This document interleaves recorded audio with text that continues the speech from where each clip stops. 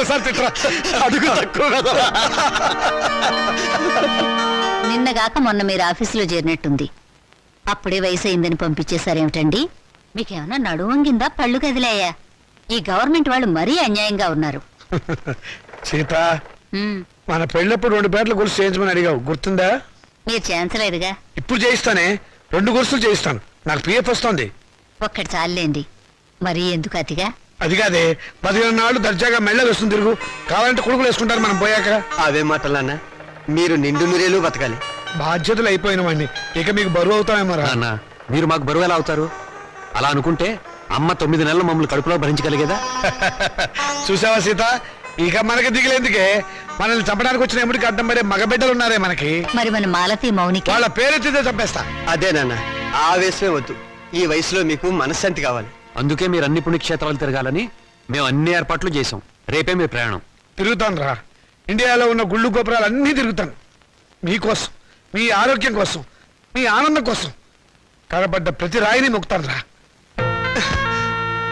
రే రాజా, నువ్వు వేళకి భోంచేయాలరా.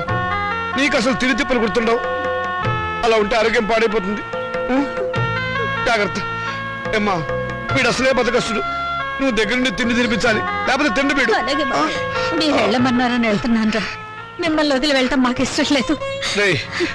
నువ్వు పనులని, వ్యాపారం అని అర్ధరాత్రి దాకా ఇంటికి రాకుండా, ఊళ్ళో తిరగకుండా ఏమన్నా 15 ఇంటికి వచ్చి ఫోన్ చేసి టైంకి నిద్రపోవాలి. ఏమ్మా, వీడి సంగతి నీకు తెలుసు కదా. వీడిని నీ చేతుల్లో పెడుతున్నాను, నువ్వే జాగ్రత్తగా చూసుకోవాలి. వస్తాను, వస్తానమ్మా. మీ ఆరోగ్యం జాగ్రత్త నాన్న.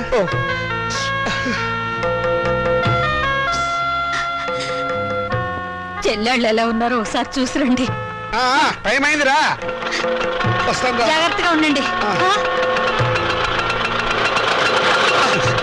ఏమిట్రా మళ్ళీ పిచ్చి సన్నాసి? వీడు అసలే నాన్న వదిలిపెట్టి ఉండలేడు. మళ్ళీ 15 రోజులు వచ్చేస్తాం కదా. దీని మీద సంతకం పెట్టండి. ఏమిట్రా ఈ హడావిడి? ఇప్పుడు పొద్దు నుంచి ఏం చేస్తాను? ఆ పెన్నిటు. మేము పెట్టబోయే వ్యాపారానికి మీరు పెట్టుబడి లేని పార్ట్నర్. అది దానికి సంబంధించిన అగ్రిమెంట్. త్వరగా వచ్చేయండి. పెళ్ళే ముందు హడావిడి. చెల్లెళ్ళని ఒకసారి వెళ్ళి చూసిరండి. అలాగేనమ్మా.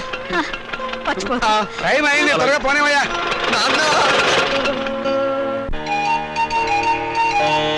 ఇప్పటికే ఎన్నిసార్లు చదివావు?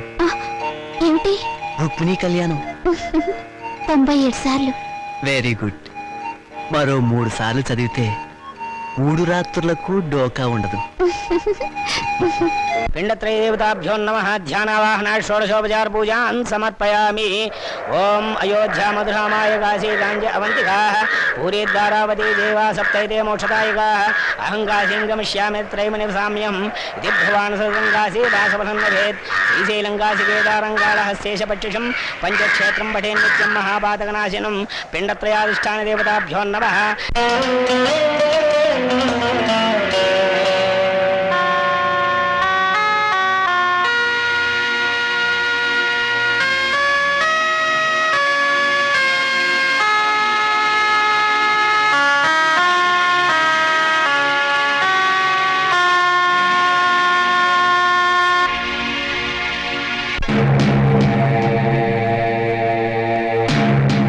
ఆగండి, మీరు లోనకి రాకూడదు. వెళ్ళి డాక్టర్ గారిని కలవండి. అలాగే.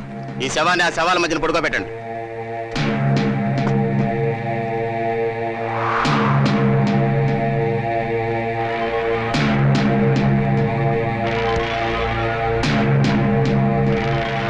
మాస్టారు, అవతల బోల్డ్ చోటుందిగా, నా శవం మీద పడతావే. Sorry sir. ఎక్కడికి వెళ్తావు? చచ్చిన వాడివి చచ్చినట్టు పడుకో. శవం గారు, ప్లీజ్ నన్ను వదిలేయండి. భయపడకు, నేను నీలాగే బ్యాంకులో 25 లక్షలు అప్పు చేసి ఎగ్గొట్టిన వాడిని. ఏ బ్యాంక్ సార్ మీది? మనందరిది ఆంధ్ర బ్యాంక్. ఓహో, మరి మీది? మీకోసమే పంజాబ్ సినీ సర్వీస్ బ్యాంక్. ప్రజా సంక్షేమం కోసమే వైశ్య బ్యాంక్. ఓహో, ఇక్కడ మన బ్యాంక్ ఖాతాదారులు చాలా మంది ఉన్నారన్నమాట.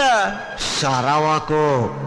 గవర్నమెంట్ డాక్టరు ముందు నిన్ను, తర్వాత నన్ను పోస్ట్ మార్టం చెయ్యబోతున్నారు. పోస్ట్ మార్టమా? నన్న? సరవకు, ముందు గుడ్డ కప్పుకొని పడుకో, వాళ్ళు వచ్చేస్తున్నారు. బాబాయ్, రే బాబాయ్.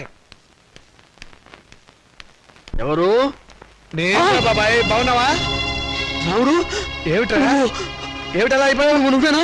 నేను నీ రాముని. నువ్వు బతికున్నావా? నేను బతుకున్నావేమిట్రా? నువ్వు మాట్లాడుతుంది? అవును, ఇట్లా ఇట్లా కూర్చో కూర్చో కూర్చో చెప్తా.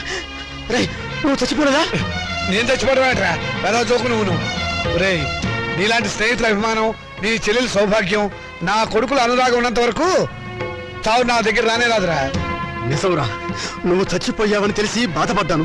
ఇప్పుడు నువ్వు బతుకున్నావని తెలిసి మరీ బాధపడుతున్నాను రా. ఏమిట్రా, ఏమైంది? ఇంకా ఏం కావాలరా? బతుకున్న తండ్రి చచ్చిపోయాడని చెప్పి డెత్ సర్టిఫికెట్లు చూపించి సాక్ష్యం కోసం పిండాకుడు కూడా పెట్టదని నీ కొడుకులు తండ్రి మాట సవదాటని ఆ శ్రీరామచంద్రుడు కూడా దాటిపోయి చరిత్ర సృష్టించారా.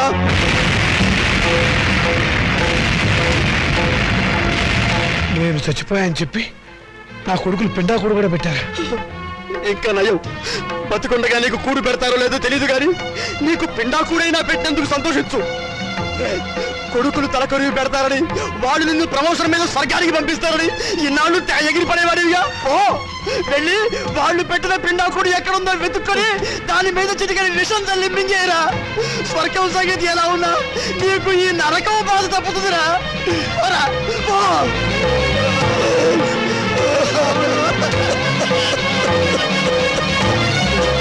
ఇల్లు కూడా అమ్మేసి రేయ్, నేను చచ్చినట్టు దొంగ సర్టిఫికెట్ సృష్టిస్తారా? నా పీఎఫ్ నా పెన్షన్ తీసేసుకుంటారా మిమ్మల్ని? ఏ నువ్వు చావా? రేపు నువ్వు చేస్తే పిఎఫ్ మాకెవరా? ఎప్పుడు బ్రతికుండడానికి నువ్వు ఆయన అమృతం తాగావా? మిమ్మల్ని అడిగి పారేస్తాను, చంపి పారేస్తాను. నా భార్య చాలానికే తీసేస్తాను.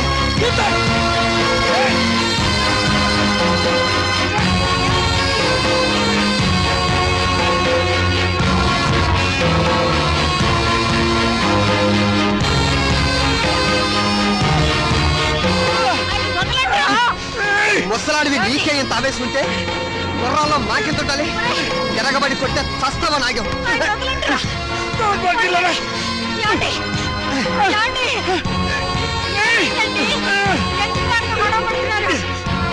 మర్యాదగా బయటకు వెళ్తావా లేదా?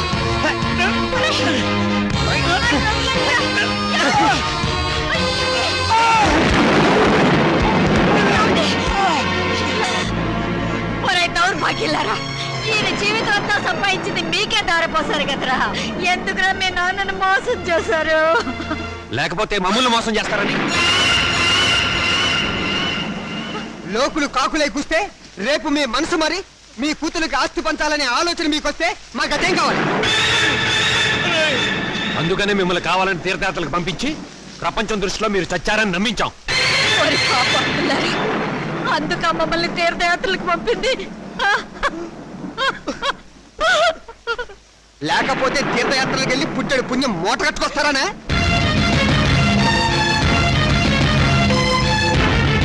తమ్ముడు చెప్పింది కరెక్ట్. చచ్చిన తర్వాత పెట్టే కొరివి బతికుండగానే పెట్టి పున్నామ నరకంలోకి తోసేవాళ్ళు కొడుకులని అర్థం చేసుకోపోవడం ఏం తప్పు. ఈ వయసులో చేతికి ఆసరా అవుతారనుకున్న కన్న కొడుకులే పావులై కాటేస్తారని తెలుసుకోలేకపోవడం ఏం చేసిన పెద్ద తప్పు. మీ మొఖాలు మాకు చూపించద్దు. వెళ్ళిపోండి, మా ఇంట్లోంచి వెళ్ళిపోండి. మీరు లోపలికి పదండి. అనండి, ఏంటి మా ఇల్లు అంటున్నారు? ఈ ఇల్లు మాకు రాసిచ్చినట్టు ఆయన ఎప్పుడో సంతకం పెట్టాడు. మరి మాట నమ్మద్దు.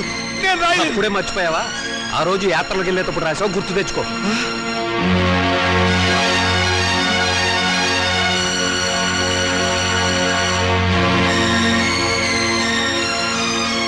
సీత, నీ కొడుకులు పెద్ద కుట్ర చేశారు, నమ్మించి మోసం చేశారు. ఏంటి ఏదో పెద్ద మోసం చేసినట్టు మాట్లాడతారు? మర్యాద కుక్కలా ఒక మూలన పడి ఉండండి.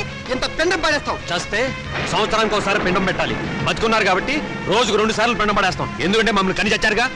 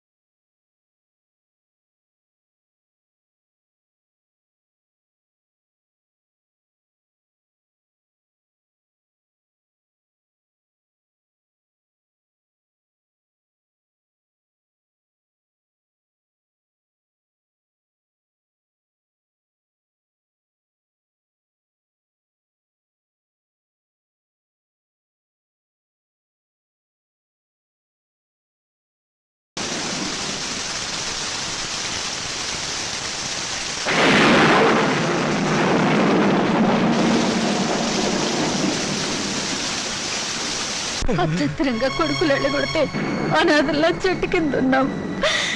ఏమిటండి మన బతుకులు ఇలా అయ్యాయి? మనవి బతుకులా? ఇంత దారుణం జరిగిన తర్వాత ఇంకా మనం బతికే ఉన్నాం అనుకుంటున్నావా?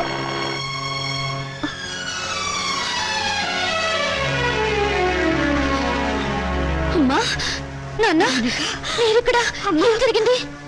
మీ అన్నయ్యలు మమ్మల్ని వెళ్ళగొట్టారమ్మా. మరి నేను గుర్తుకు రాలేదమ్మా? ఈ కూతురు ఇంటికి రావాలనిపించలేదా నాన్న? ఇంకా మమ్మల్ని క్షమిస్తున్నావా తల్లి? వద్దమ్మా, వద్దు. ఏ మాటలన్నా ఇవి? నేను మీకు చేసిన అన్యాయానికి కూతురు నన్నేగా రానంటున్నారు. ఇదే కొడుకైతే ఇలా అనగల. వద్దమ్మా, ఆ పదమే ఉచ్చరించకమ్మా, నేను భరించలేను. అయితే పదండి నాన్న, కూతురుగానే మిమ్మల్ని నా ఇంటికి తీసుకెళ్తాను. నా కడుపులో పెట్టుకుని కాపాడుకుంటాను. కానీ పెంచిన మీ ఇద్దరి రుణాన్ని తీర్చుకుంటాను. ఇక నుంచి నేను మీ కన్న కూతుర్ని కాదు, కన్న తల్లిని. మీరే నా బిడ్డలు.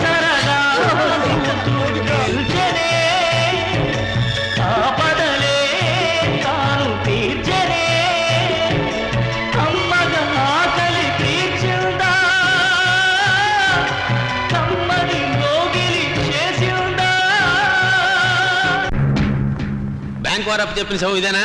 అవును సార్. కట్టెందుకో డొక్కసి నుంచి గుట్లు వేసి పోస్ట్ మార్టం అని చెప్పి సర్టిఫికెట్ ఇచ్చేద్దాం. సార్, ఈ శవం ఊపిరి పీలుస్తుంది. ఇతను బతికేమన్నట్టున్నాడు సార్. షటప్! నా కెరీర్ లో బతికిన వాళ్ళని బతకలేదు, చచ్చిన ఈ శవాన్ని బతికిస్తానా? నన్ను డిస్టర్బ్ చేయకుండా బతికాడు. Get out! నేను బతికే ఉన్నాను సార్. నిజం సార్. బ్యాంకు వాళ్ళు అప్పెక్కొట్టడం కోసం శవంలా నటిస్తున్నాను సార్. అదే ఆ సంగతి ముందుగానే చెప్పు, లేకపోతే టెన్షన్ ఆపుకోవాలి. నిజంగా చెప్పేసాండి. మీరు ఆ టెన్షన్ ఆపి అటువైపు చూడండి సార్. నాలాంటి వాడే అక్కడ ఇంకొకడు ఉన్నాడు.